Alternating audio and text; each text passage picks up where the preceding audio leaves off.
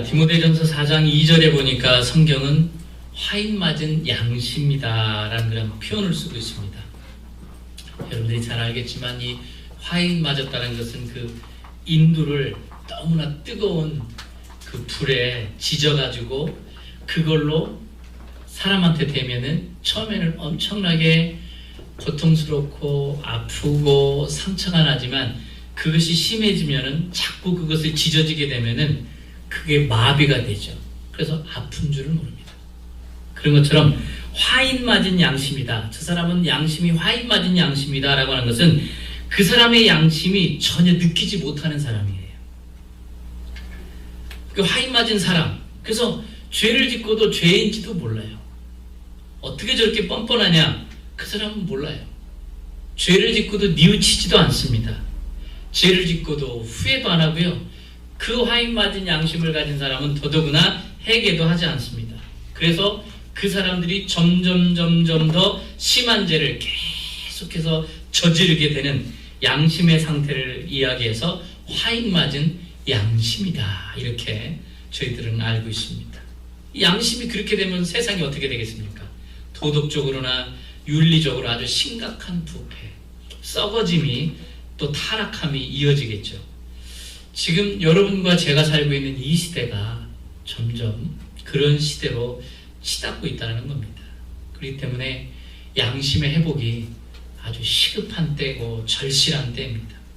이 마비된 양심, 화인 맞은 양심이 회복되고 다시 새로워져야지 되는데 참 이 시대에 그런 시대를 우리가 살아가고 있는 우리들이 정말 오늘 말씀을 통해서 도전을 받는 그런 시간이 되기를 원합니다.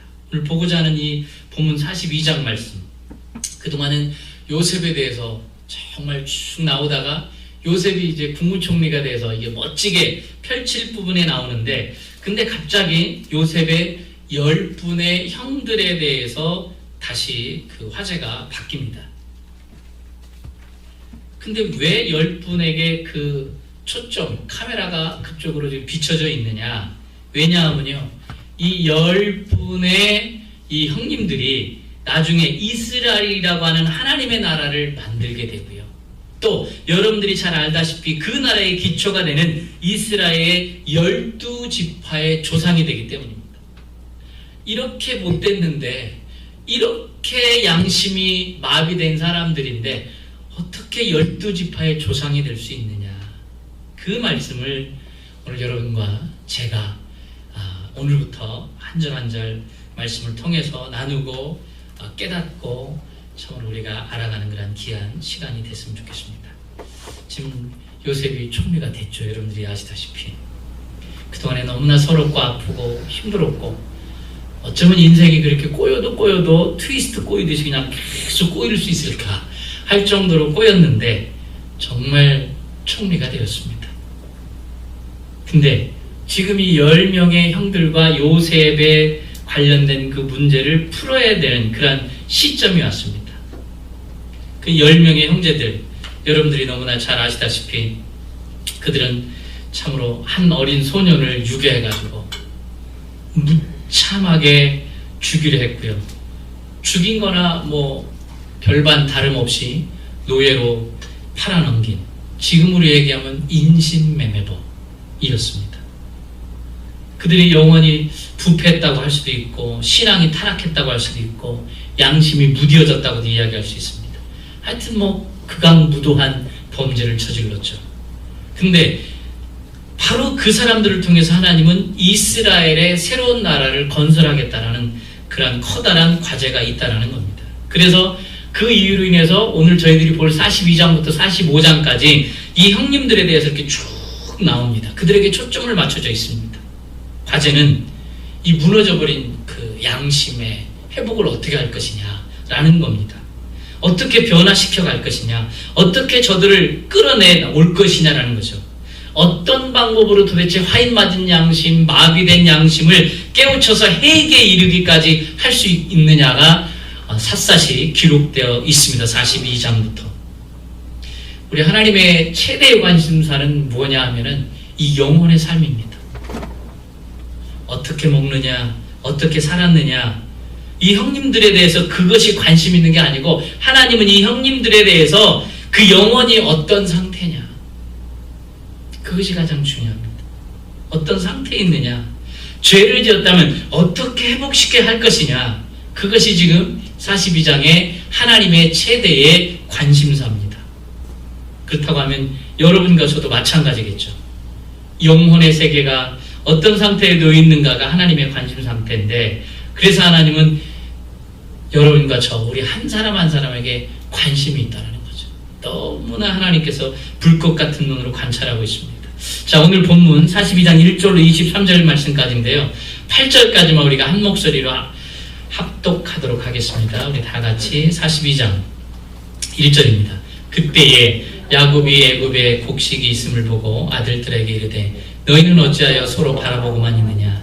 야곱이 또 이르되 내가 들은즉 저 애굽에 곡식이 있다 하니 너희는 그리로 가서 거기서 우리를 위하여 사오라. 그러면 우리가 살고 죽지 아니하리라 하며 요셉의 형 10사람이 애굽에서 곡식을 사려고 내려갔으나 야곱이 요셉의 아우 베냐민은 그의 형들과 함께 보내지 아니하였으니 이는 그의 생각에 재난이 그에게 미칠까 두려워함이었더라. 이스라엘 아들들이 양식 사러 간 자 중에 있으니 가나안 땅에 기근이 있습니다. 때에 요셉이 나라의 총리로서 그 땅 모든 백성에게 곡식을 팔더니 요셉의 형들이 와서 그 앞에서 땅에 엎드려 절하매 요셉이 보고 형들인 줄을 아나 모르는 체하고 엄한 소리로 그들에게 말하 이르되 너희는 어디서 왔느냐. 그들이 이르되 곡물을 사려 곧 가나안에서 왔나이다. 요셉은 그의 형들을 알아보았으나 그들은 요셉을 알아보지 못하더라. 아멘. 내용이 좀 길어서 오늘 8절 말씀까지 여러분과 함께 말씀을 살펴보았습니다. 1절에 보니까 그때에 라는 말로 시작을 합니다. 이 그때가 뭐냐면요, 22년이 지난 때를 얘기합니다. 22년, 지금 세월이 벌써 그렇게 지났습니다. 요셉의 형님들하고 벌써 헤어진 지가 13년 됐지 않습니까? 그리고 그가 총리가 돼서 풍년을 누린 게 2년입니다.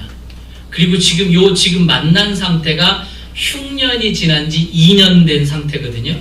자, 45장 1절로 한번 넘어가 볼까요? 45장 11절. 여기를 보면 알 수 있거든요. 제가 이렇게 말씀드린 이유. 1절입니다. 흉년이 아직 5해가 있으니 내가 거기서 아버지를 동량하리이다. 다음에 흉년이 아직 5해가 남았다라고 얘기하는 거니까 이미 노예생활 11년, 그 다음에 감옥생활 2년, 그 다음에 풍년 7년, 흉년 2년. 그죠? 따지니까 지금 22년 지났습니다. 그럼 22년이 지났으면 요셉의 나이는 몇 살이 된 거죠? 39이 된 겁니다. 예. 숫자를 이렇게 공부하니까 재밌죠? 그때에 22년이 지는 그때에 참 긴 세월이 흘렀습니다. 형님들하고 아버지하고 헤어진 지가 22년. 참 모든 아픔을 잊어버릴 때쯤 됐습니다. 22년 정도면은 사실 형님들의 그 마음도 무디어질 대로 무디어졌을 것 같습니다. 22년이 됐으면.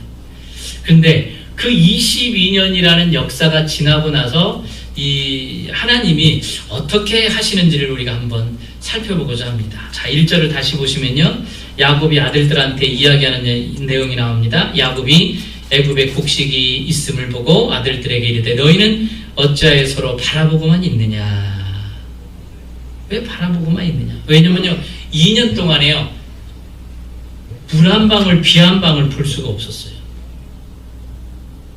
정말 지금 LA가 지금 비가 나서 아주 난리라고 하는데, 그래서 잔디도 이렇게 다 없고 거기에 자갈을 깔으라고 지금 뉴욕은 그런데요. 그리고 물도 주지 말라고. 그러니까 잔디를 죽이라는 얘기죠. 뭐 지금 LA의 상태가 물이 안 오니까 지금 1년 동안에 비가 별로 안 오니까 지금 그런 상태에 이렇거든요. 그러니까 그들이 한 2년 가까이 기근을 맞이하고 뭐 여러모로 했지만 속수무책이에요. 안 되는 거예요. 왜냐하면 이 기근이 너무 지독하거든요. 그러니까 이슬도 내릴만 한데 이슬도 안 내리는 거예요. 밤이슬도 내릴만 하잖아요. 안 내려요. 그게 애굽뿐만 아니라 가나안 각국에도 7년 동안 누리고 풍족히 살았던 것을 다 잊어버릴 정도로 이 2년 만에 그냥 완전히 그 흉년이 너무 심한 거예요. 야곱도 지혜로운 사람이니까 나름 준비를 했겠죠. 근데 너무 아무것도 거둘 수가 없으니까 심각한 상태에 빠진 거예요. 큰 위기에 봉착했죠. 나름대로 대책을 세웠는데 아무런 효과가 없어요. 너무 심해서. 그래서 이 야곱이 어떻게 하면 이 대기근에서 가족이 구원을 얻을까 하고 있었는데 애굽에 곡식이 있다고 사람들이 살아가는 소문을 들었어요. 그래서 야곱이 아들들한테 이야기하는 내용입니다. 자, 1절은 읽었으니까 2절을 한번 볼까요? 야곱이 또 이르되 내가 들은즉 저 애굽에 곡식이 있다 하니 너희는 그리로 가서 거기서 우리를 위하여 사오라. 그러면 우리가 살고 죽지 아니하리라 하매. 지금 상태가 어떤 상태를 이야기하냐면 죽느냐 사느냐를 이야기하는 거예요. 굶어 죽느냐 사느냐 그 이야기하는 겁니다. 참 여기 저보다 연세가 많이 드신 분은 어렸을 적 생각날 거예요. 너무 먹을 게 없어서. 가난한 사람 얘기하는 겁니다. 잘 사는 사람 말고. 가난한 분들은 먹을 게 없어서 힘들고 어렵지 않았습니까? 이 공경에 지금 빠지게 됐습니다. 참 저는 이 내용을 보면서 하나님께서는 참으로 우리 인간들을 깨우치실 때 환경을 사용하셔서 깨우친다라는 것을 알 수가 있다는 거예요. 내 환경이 왜 이렇게 내가 곤두박질칠까? 왜 내가 이렇게 힘들까? 그것은 하나님이 나를 향한 깨달음의 시간이다라는 거예요. 근데 하나님께서 좋은 환경을 주실 수도 있지만 그래서 그것 때문에 우리가 축복을 얻을 수도 있고 그 축복이라는 것을 세상적인 그런 축복을 누릴 수도 있겠지만 아니면은요 우리가 구사일생으로 참으로 구원을 얻는다든가 사고 때문에 그래서 그것 때문에 정말 어렵고 힘든 가운데 하나님이 정말 살아계시구나를 깨달을 때가 있어요. 그렇기 때문에 하나님은 이 어려운 환경 즉 환경을 통해서 공경을 통해서 우리를 깨닫게 하신다는 거죠. 뭐를요? 무뎌진 이 양심 알지 못하는 이러한 지식들 지혜들을 하나님께서 깨달아간다는 거예요. 그래서 도무지 이 궁지에 몰지 않으면 도대체가 모르니까 그 영적 상태를 회복하기 위해서 우리를 궁지에 몰아갈 때가 있을 수 있다라는 겁니다. 근데 그런 것 같아요. 어떤 사람은 거기에 빠져도 몰라요. 그 공경에 빠졌는데도 아유 재수없어 이렇게 해가지고 맨 그런 상태에 생각을 하는 거지 왜 하나님께서 나를 신앙생활을 열심히 하고 내가 헌신하고 충성하는데 이런 어려움을 주셨을까 모른다는 거예요. 요셉의 형들도 마찬가지예요. 이들에게 기근이 내렸어요. 너무나 힘들어요. 근데 그들이 생각할 때는 뭐라고 생각해요? 아, 왜 비가 안 오냐? 왜? 나만 비가 안 오는 게 아니니까 다 안 오니까 깨닫지를 못하는 거예요. 하나님께서는 깨닫기를 위해서 그렇게 보내는 거예요. 그들은 애굽으로 가잖아요. 아버지의 말씀을 듣고 가족들을 살리기 위해서 가는 거예요. 가는데도 몰라요. 그래서 저희들이 깨달을 때 어떤 분들은 그러잖아요. 건강할 때 잘 살 때 예수님 앞에 돌아와야지 쫄딱망해가지고 건강까지 그냥 아파서 돌아오면 얼마나 비참하냐고. 그런 것 같아요. 정말 너무너무 안 되면 하나님께서 이렇게 몰아가는 것 같아요. 알도록 깨닫도록. 사람들이 그렇잖아요. 건강할 때 잘 안 찾잖아요. 여행하고 또 스포츠 가져와서 스포츠하고 어떤 분은 너무 골프 가져와서 새벽에 일어나서 ATN을 돌고 아침 먹고 또 ATN은 돌고 저 점심과 저녁으로 먹고 또 ATN을 돌고 제가 아는 분은 하루에 3번 돌더라고요. 치력도 국력이야 하여튼 그렇게 3번을 ATN을 돌았다는 분은 있어요. 여기는 안 삽니다. 예, 여기는 안 사는데 그런 사람들은 그러다가 몸에 좀 이상이 생기거나 불치병 선고를 받고 나면 그때 하나님 찾죠. 그때 하나님 찾아요. 그게 얼마나 어리석냐는 거예요. 자, 드디어 형들이 애굽에 도착을 했습니다. 근데 이들이 애굽에 도착을 해서 요셉을 망날 확률은 희박하죠. 여러분들이 아시다시피 이집트라는 나라가 그 시대는 어마어마했거든요.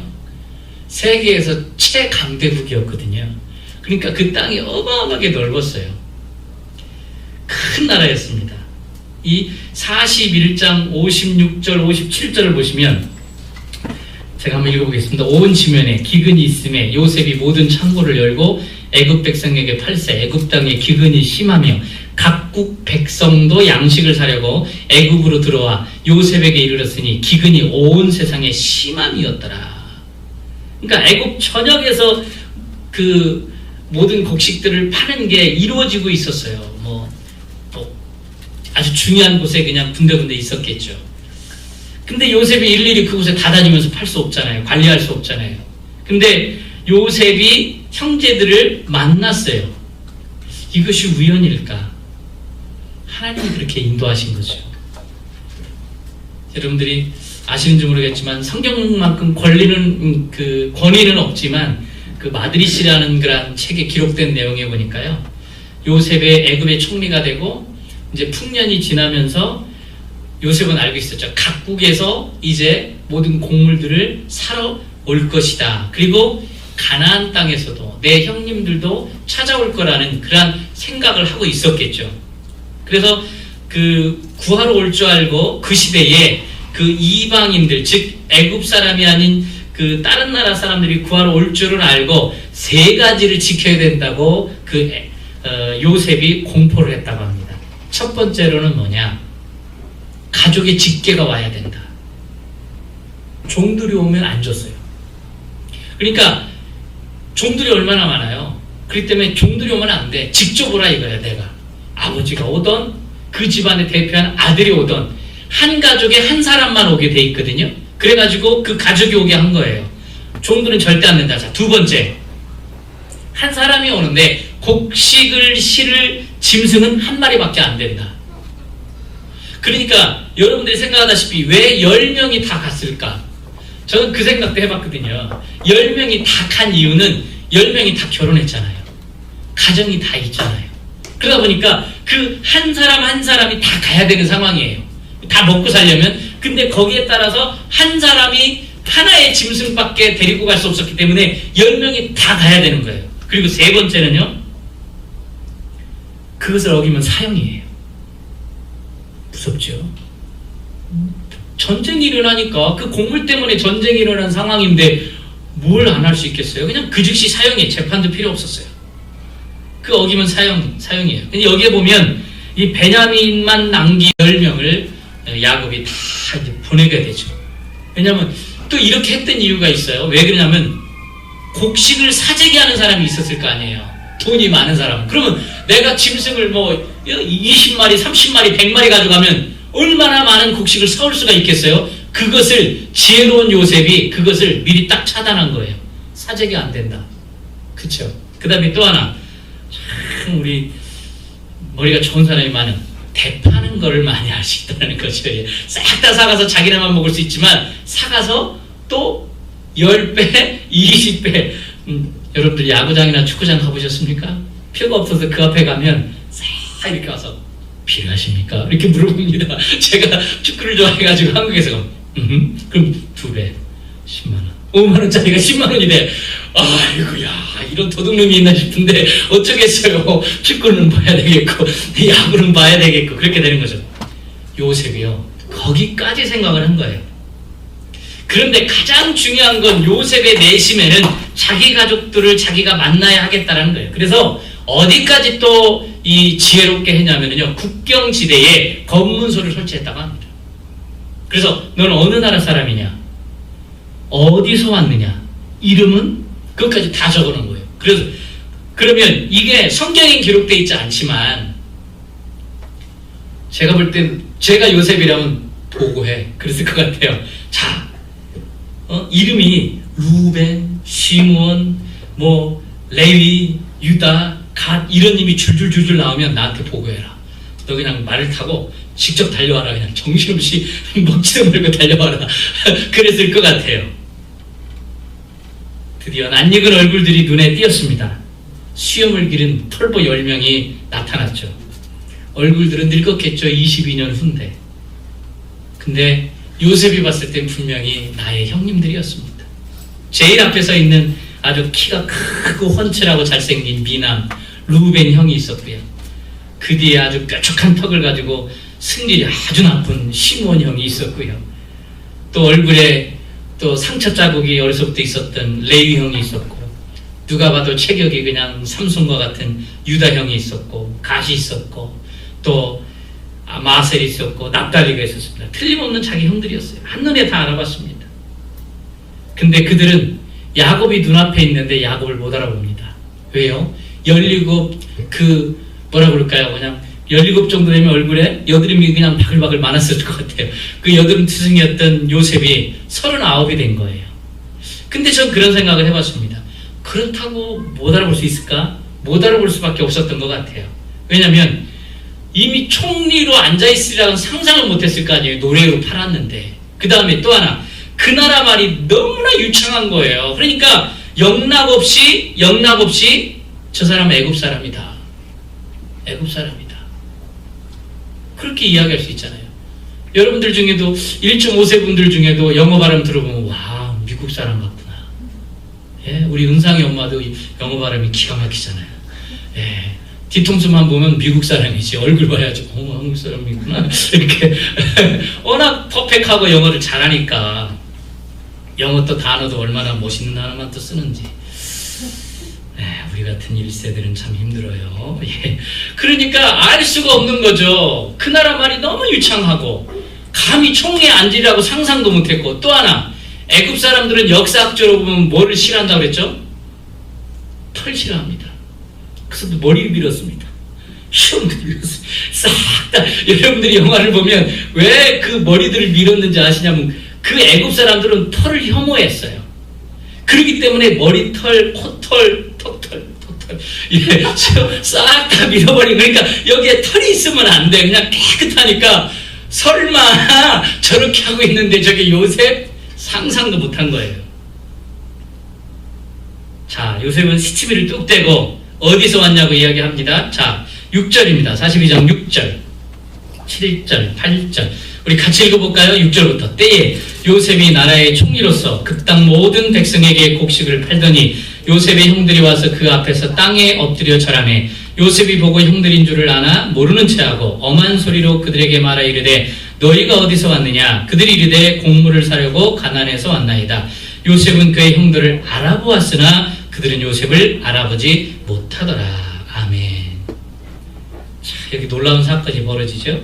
6절입니다. 형들이 와서 그 앞에서 땅에 엎드려 절하매. 참 요셉의 내리에 스쳐 지나갔을 것 같아요. 제가 요셉이라면 요셉은 분명히 하나님께서 그렇게 꿈속에 나한테 절하게 한 것은 나를 총리로 만들려고 하셨던 거구나 라고 넘어갈 수 있었던 것 같아요. 22년이나 세월이 지났으니까. 근데 지금 진짜로 그 꿈처럼 10명의 형들이 자기 앞에 와서 지금 절을 하고 있는 거예요. 그러니까 그 뇌리에 그게 지나가는 거죠. 예.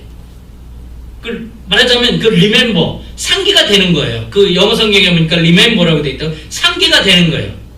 리프레시가 되죠. 그 옛날에 그걸로 되돌아가는 거예요. 요셉은 거기까지 생각을 안 했거든요. 사실상 성경을 보면. 근데 이 영어 성경에 보니까 리프레시 되는 거예요. 다시 그때로 돌아가서 진짜 꿈대로 되네? 예. 다시 꿈대로 되는 거예요. 정말 절을 한다고 생각을 안 했는데 애굽 총리가 그냥 하나님께서 됐다고 생각을 했는데 보니까 그 꿈을 이뤄가는 거예요. 그럼 또 하나의 꿈을 그래서 생각을 하게 됩니다.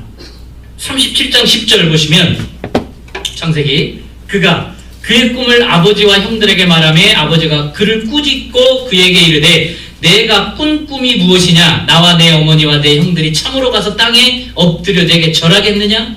이게 요셉이 17세에 그게 꿈을 통해서 하신 하나님의 말씀이었거든요. 이게. 그리고 오늘 지금 42장 6절에 보니까 뭐라고 되어 있습니까? 요셉의 형들이 와서 그 앞에서 땅에 엎드려 절하매. 이게 하나님께서 뜻을 세우시고 이루시는 일을 볼 수 있다는 겁니다.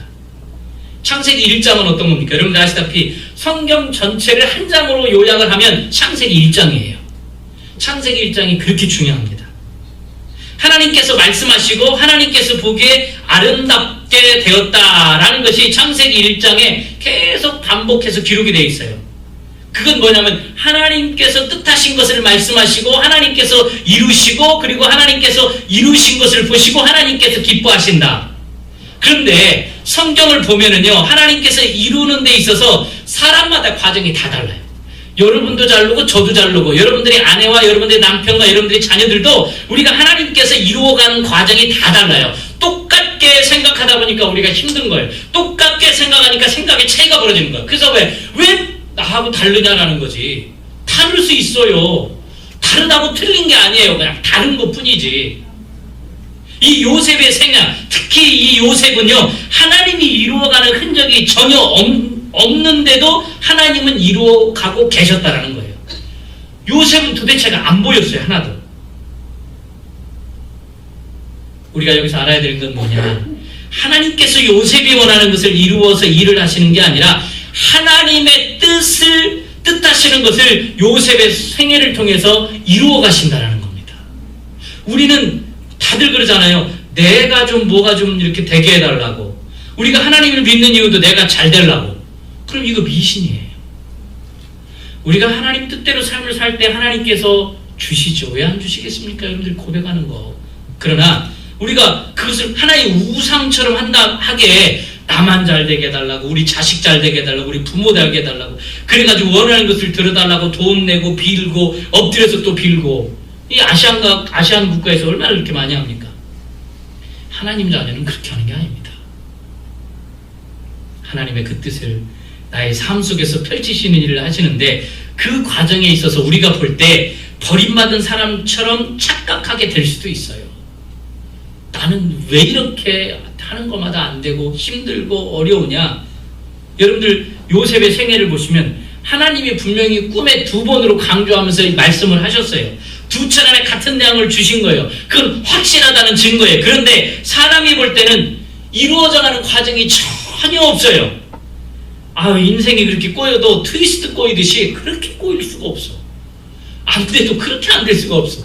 노예로, 또 감옥에 갇혀서도 떡 굽는 관원장, 술 맡은 관원장 앞에 또 노예로, 정말 힘들고 보디바리 아내한테 또 그러한 어려움을 당해서 감옥에 가게 되고, 꼬여도 이렇게 꼬일 수밖에 없을 정도로 그래요.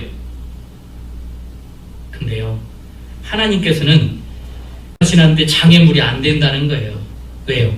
하나님은 낮에도 일하시고 하나님은 밤에도 일하시고, 잘 되는 가운데서도 함께 하시고 실패한 가운데서도 함께 하시고, 우리 인생이 꺾어진 것 가운데서도 함께 하시고, 병든 가운데서도 함께 하시고, 죽은 무덤 가운데서도 일을 하는 분이기 때문에 하나님은 나의 삶에 어떤 현장이 이루어져도 이루시는 분이라는 겁니다. 나는 꺾어진 것 같고 나는 끝난 것 같아도 하나님은 이루어 가시는 하나님. 저는 그런 하나님이 나의 하나님이라고 확신합니다. 그런 하나님이 여러분의 하나님이신 줄로 믿습니다. 우리가 그 하나님의 실력을 믿고 함께 나갔으면 좋겠습니다.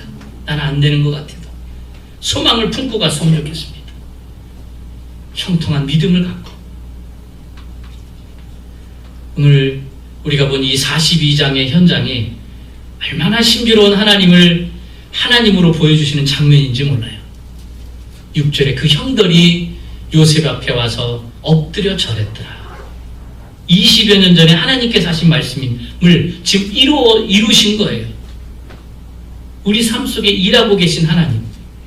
우리는 그렇잖아요. 우리가 신앙생활 하다가, 몇 년 신앙생활 하다가 내 수준으로 바라볼 때에 그 믿음이 흔들리고 그 믿음이 꺾여요. 그렇지 않습니까? 솔직히 고백해서 내 수준으로 생각해. 내가 배운 수준으로. 그래가지고 어떤 부분에 이렇게 말씀을 나눠도 그건 아니에요. 그건 내 생각은 틀려요. 이렇게 나간단 말이에요. 그러다 보니까 신앙이 성장하질 않아. 믿음이 더 이상 성장하질 않아요. 여러분들 그거 내려놓으셔야 돼요. 그걸 내려놔야 돼요. 요셉이 그런 요셉이었다라는 거예요. 여러분들 9절 말씀을 보면요, 요셉이 그 형들을 보고 이 왼수를 만났구나 이렇게 생각하지 않고요, 하나님은 위대하시다, 하나님의 주신 꿈을 생각했다라는 거예요. 왜 그러냐면요, 지금까지 요셉은요 하나님께서 이루실 하나님을 보고 이렇게 나아갔는데 이루신 하나님을 보았거든요. 그가. 여러분이나 저에게도 똑같습니다. 이루실 하나님이 내 생애에 계시고 이루실 하나님이 어떤 때는 이루신 하나님으로 내 앞에 계실 줄로 믿습니다. 우리가 품는 그 소망, 비전, 우리가 하나님으로부터 와야 됩니다. 다른 것으로부터 오는 소망은요, 꺾일 수가 있고요, 기근 만나면 무너질 수밖에 없습니다. 그것이 인간적인 것입니다. 내 눈에 보이는 것에 소망을 품지 말고 전능하신 하나님, 내 아버지 하나님께 모든 소망을 품고 모든 것을 믿으며 모든 것을 바라며 믿음으로 나아갔으면 좋겠습니다. 하나님께서는 정확하게 그 말씀을 이루시고 기뻐하시라고 저는 확신합니다. 왜요? 하나님은 일하고 계시니까. 지금도 일하고 계시니까요. 요셉은 하나님께 주신 그 꿈을 생각했고 하나님의 말씀을 보고 말씀을 이루시는 하나님을 보았다라는 겁니다. 여러분, 인생을 살면서 무엇을 더 채우시기를 원하시고 계시죠? 자기 욕심입니다. 채워집니까? 그거 채워보세요. 더 큰 거 채우고 싶으시고 또 채우면요 또 더 높은 거 채우고 싶죠. 그게 우리 인생이라요. 안 채워져요. 우리 하나님으로 채웠으면 좋겠습니다. 예. 하나님을 믿는 믿음을 더욱 채우게 되면요, 낮에는 밝아서 하나님 찬양하고 밤에는 시인이 돼서 하나님을 찬양하게 될 줄로 믿습니다. 하나님으로 채워질 때 어떤 공격과 어떤 한란과 어떤 역경이 와도 하나님으로 채워지면 할렐루야 찬양할 줄로 믿습니다. 그래서 우리가 고백하잖아요. 하나님이 나의 재산이야. 하나님이 나의 가장 큰 재산이라. 예, 그게 가장 큰 재산이에요. 하나님이 기업이에요. 근데 저는 이 새벽에 요즘에 레위기를 공부하고 있는데 레위 지파에게는 땅을 주지 않았어요. 말하자면 목회자들한테 땅을 안 줬어요. 예, 기업을 안 줬어요. 재산을 안 줬어요. 그러면서 하나님이 뭐라고 했냐? 내가 너의 기업이다. 내가 너의 재산이다. 할렐루야. 목사들이 너무 부자가 많죠. 레위 지파에게는 하나님이 주시지 않았어요. 예, 하나님으로 채워지기를 원했던 거죠. 그래야지 하나님을 나누니까. 그래야지 하나님을 더 전할 수가 있으니까. 하나님이 나의 재산이다. 그렇게 고백하신 여러분과 제가 됐으면 좋겠습니다. 하나님이 더 믿어지십니까? 그렇다고 하면요, 하나님을 더 많이 소유한 분입니다. 더 부자죠.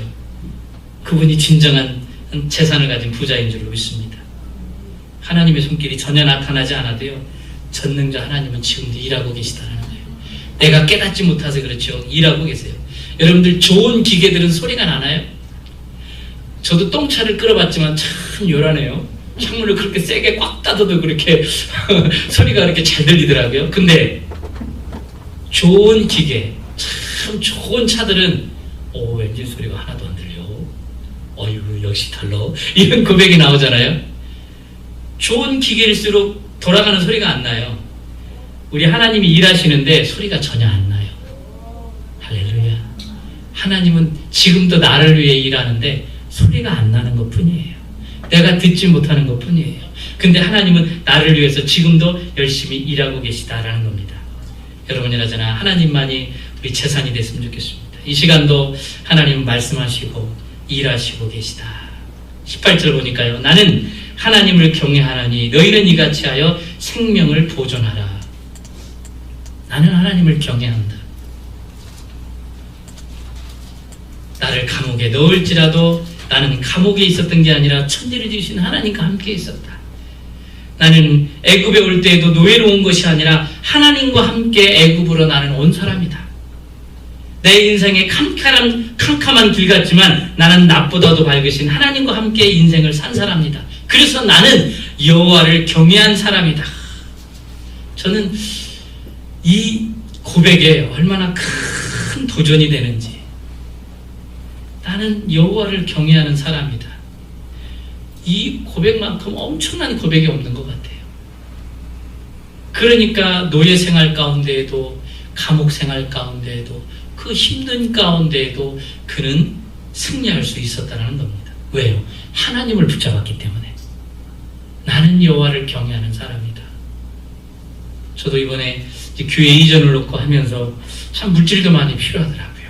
뭘 포기해야 되느냐, 어떻게 해야 되느냐. 그러다가 제가 내가 잘못된 생각을 하는구나. 하나님을 먼저 경외해야 되는데 어떻게 해야지 되나, 그걸 고민하고 앉아있더라고요. 아유, 하나님 잘못했습니다. 고백을 했습니다.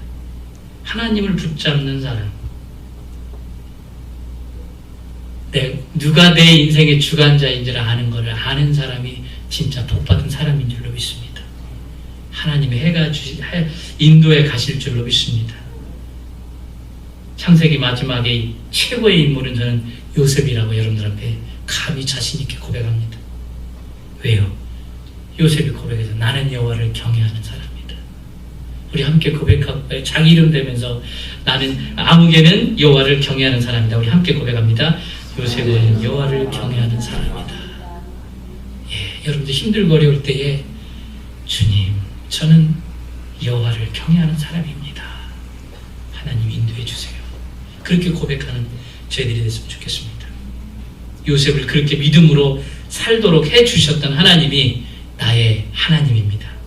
요셉을 그렇게 만들어주신 하나님, 그러한 가운데 처해있는 요셉을 믿음으로 살게 세워주셨던 하나님, 그 마음에 믿음이 결코 꺼지지 않도록 밤낮으로 지켜주시고 도와주시고 하나님을 경외하고 하나님으로 인하여 살아갈 수 있도록 도와주셨던 하나님이 우리에게 함께 하셔서 그 일을 하시고 계신 걸 알았던 그 요셉의 하나님이 나의 하나님임을 고백하는 저와 여러분이 됐으면 좋겠습니다. 여기 이제 말씀을 이제 맺어가면서 이제 요셉이 형들을 바라봅니다. 생각을 한번 해보니까 22년 전에 자기를 팔아서 넘겼던 이 형님들이 지금은 어떤 영적 상태에 있을까? 죄를 짓고도 전혀 느끼지 못하는 영적인 무감각된 상태일까? 아니면 많이 깨달았고 회개한 상태일까? 궁금했을 거예요. 그래서 이 요셉은 그들을 시험코자 하는 거죠. 어찌 보면 하나님께서 요셉을 통해서 시험하신 거죠. 자, 9절 내용입니다. 같이 읽습니다. 요셉이 그들에 대하여 꾼 꿈을 생각하고 그들에게 이르되 너희는 정탐꾼이라 이 나라의 틈을 엿보려고 왔느니라 얘기합니다. 그러자 그들이 뭐라고 합니까? 10절입니다. 그들이 그에게 이르되 내 주여 아니니이다. 당신의 종들은 공물을 사러 왔나이다. 11절입니다. 우리는 다 한 사람의 아들로서 확실한 자들이니 당신의 종들은 정탐꾼이 아니니이다. 13절입니다. 그들이 이르되 당신의 종 우리들은 12 형제로서 가나안 땅 한 사람의 아들들이라. 막내 아들은 오늘 아버지와 함께 있고 또 하나는 없어졌나이다. 근데 요셉은 그들 얘기 듣질 않아요. 그러면서 12절에 뭐라고 합니까? 요셉이 그들에게 이르되 아니니라 너희가 이 나라의 틈을 엿보러 왔느니라. 그러면서 15, 16, 17절입니다. 같이 읽습니다. 너희는 이같이 하여 너희 진실함을 증명할 것이라. 바로의 생명으로 명세하노니 너희 막내 아우가 여기 오지 아니하면 너희가 여기서 나가지 못하리라. 너희 중 하나를 보내어 너희 아우를 데려오게 하고 너희는 갇혀 있으라. 내가 너희의 말을 시험하여 너희 중에 진실이 있는지 보리라. 바로의 생명으로 맹세하노니 그리하지 아니하면 너희는 과연 정탐꾼이니라 하고 그들을 다 함께 3일을 가두었더라. 아멘. 이제 한 사람만 가서 막내를 데리고 와라. 그러면 내가 너희의 말이 진실함을 인정해 주겠다 라고 하면서 이 10명을 싹 다 3일 동안에 감옥에 갇혀지게 합니다. 황당했을 거예요, 형들이.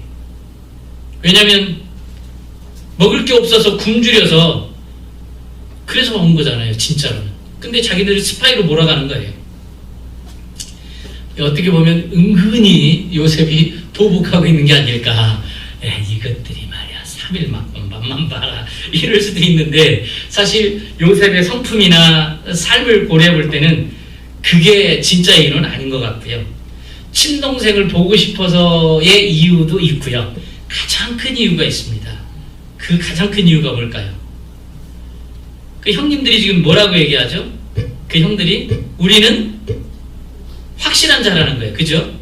우리는 확실한 자다. 11절에 보세요. 확실하다고 얘기하죠. 19절에 보세요. 확실하다고 31절에 33절에 34절에 계속해서 주장해요. 근데 여러분들 생각해 보세요.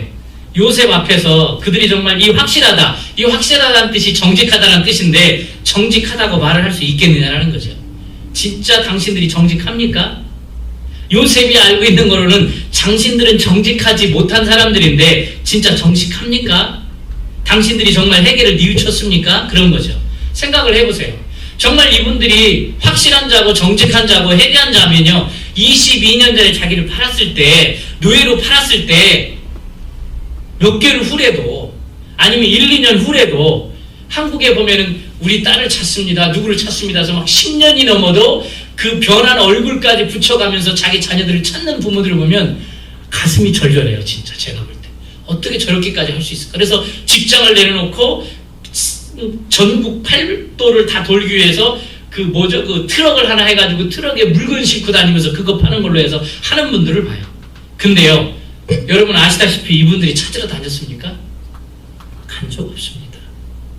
찾은 흔적이 없습니다. 단 한 번도 노력한 적이 없습니다. 근데 지금 뻔뻔스럽게도 정직을 주장하고 있어요. 저는 이 시점에 참 우리는 어떨까, 나는 어떨까 한번 생각을 해봤습니다. 왜냐하면 이 형님들의 모습 속에서 우리의 모습도 보이지 않느냐라는 거예요. 왜냐하면 나 자신을 모를 때가 너무 많거든요, 사실. 그래가지고 목청을 높여서 주장하지만 내 진면목을 못 볼 때가 많아요. 참 인생 최대의 비극은 자신이 죄인이라는 사실을 모르는 게 가장 큰 비극인 것 같아요. 중요한 것은 지금 하나님은 이들을 변화시키기 위해서 요셉을 도구로 지금 사용하고 있다는 겁니다. 나는 결백합니다. 나는 잘못이 없습니다. 계속 그 부분을 지금 이야기를 합니다. 참 이걸 보면 우리는 남에게 해를 끼칠 때 그것이 얼마나 남한테 피해를 줄 수 있는지, 아프게 하는지 사실 우리들은 잘 모를 때가 많아요. 그래서 우리가 말을 함부로 할 때가 많다는 거예요. 진짜로. 저는 참 어렸을 때 참 하도 집안이 가난해서 나는 이 집안에 태어난 게 나는 너무 죄송스러웠어요. 지금 커서 생각해보면 너무 죄송스러웠어요. 참 어머니 아버지의 가슴 얼마나 비수가 꽂혔을까, 그런 얘기 들었을 때 싶어요. 그래서 우리는 말과 행동을 함부로 할 때가 너무나 많아요. 그러다가 우리가 똑같은 상황에 대하게 되면 너무나 잘 알잖아요. 그때서 깨닫잖아요. 그래서 하나님께서는 때때로 우리에게 전혀 기억지도 못하는 그러한 우리의 잘못과 죄악을 똑같은 상황을 재현시켜서 생각나게도 하신다니까요.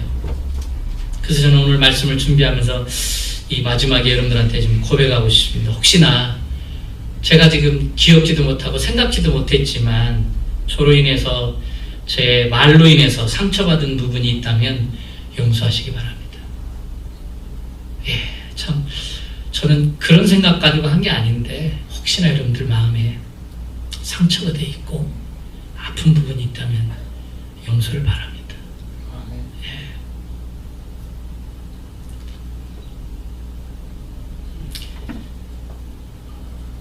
참 우리가 모를 때가 너무 많다는 거죠.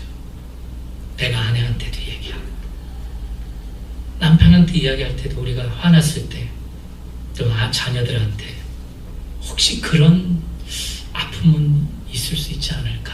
한번 여러분도 오늘 자택에 돌아가셔서 아내한테도 미안했다, 내가 기억하지 못하는데 혹시나 상처 준 게 있으면 용서해라, 그렇게 하는 자녀들한테도 그러한 고백의 시간이 있었으면 좋겠습니다.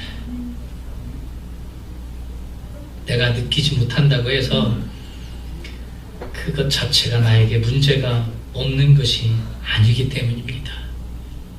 내 마음에 이 중추신경이 마비되고 말초신경이 마비돼서 느끼지 못할 때가 있거든요. 그게 와인 맞은 양심이다라는 거죠. 여러분, 우리가 살아가면서 참 하나님 앞에서 말할 수 없는 그런 많은 죄를 짓고 있다는 사실을 꼭 알았으면 좋겠습니다. 참 이 요셉의 형들을 보면서 이게 바로 우리들의 모습이지 않을까. 그러면서 나는 확실해요, 나는 정직해요, 나는 잘못한 게 없어요, 그렇게 이야기하고 있는 게 아닐까. 그래서 오늘 하나님께서 창세기 42장의 말씀을 통해서 우리들한테 말씀하고 있는 건 아닐까. 그러면서 또한 우리가 2000년 전에 예수님께서 십자가에 못 박히실 때에 그 현장에 우리가 있었다라는 것, 우리 죄 때문에 예수님께서 십자가를 지었다라는 것, 그래서 예수님이 십자가에 못 박혀 돌아가셨다는 사실입니다. 우리가 그 죄를 얼마나 깨닫고 회개하고 그 죄를 회복시키는 영혼의 삶을 살았는지 한번 이번 한 주간 생각해보는 기쁜 시간이 됐으면 좋겠습니다. 이제 형님들이 회복되어 가는 모습을 우리가 볼 수가 있습니다. 저는 이 모습을 보면서 저도 회복되었으면 좋겠고 여러분들도 회복되었으면 좋겠습니다. 그래서 더 영적으로 민감해지고 또 내 영혼의 삶을 더 깊은 눈으로 조명하고 하나님의 말씀의 거울 앞에서 우리의 모습을 바라보면서 내 모습이 과연 어떤 모습일까를 발견할 수 있는 그런 시간이 되었으면 좋겠습니다. 이제 드디어 형님들이 고백합니다. 21절입니다. 우리 같이 고백할까요? 그들이 서로 말하되 우리가 아우의 일로 말미암아 범죄하였도다. 그가 우리에게 애걸할 때에 그 마음의 괴로움을 보고도 듣지 아니하였으므로 이 괴로움이 우리에게 임하도다. 22절입니다.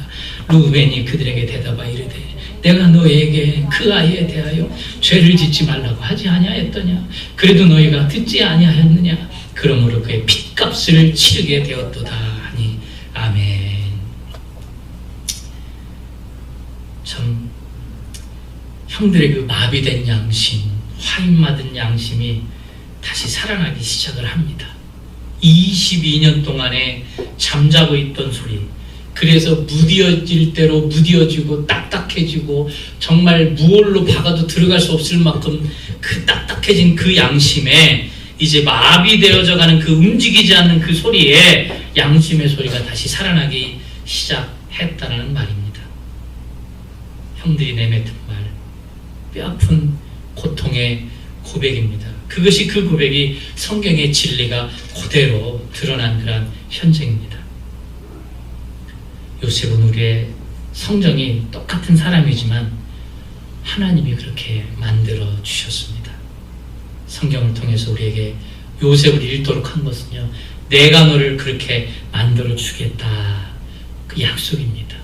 오늘 요셉을 통해서 하나님이 주신 말씀은 내가 너를 요셉과 같이 그렇게 만들어 가겠다.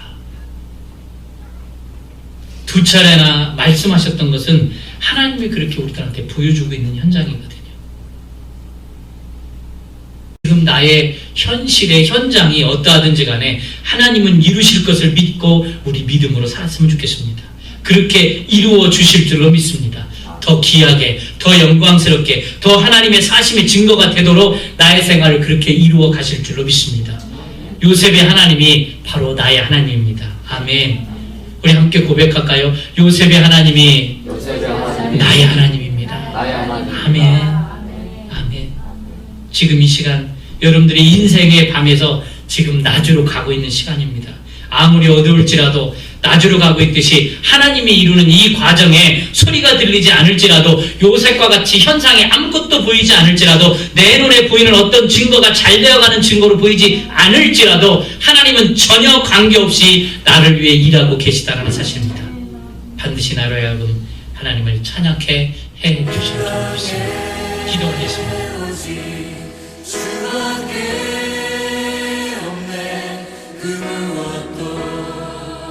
나를 채울 수 없네. 주님의 평안 내 안에 있네. 그 누구도 빼앗을 수 없네. 이 땅에 오직 주밖에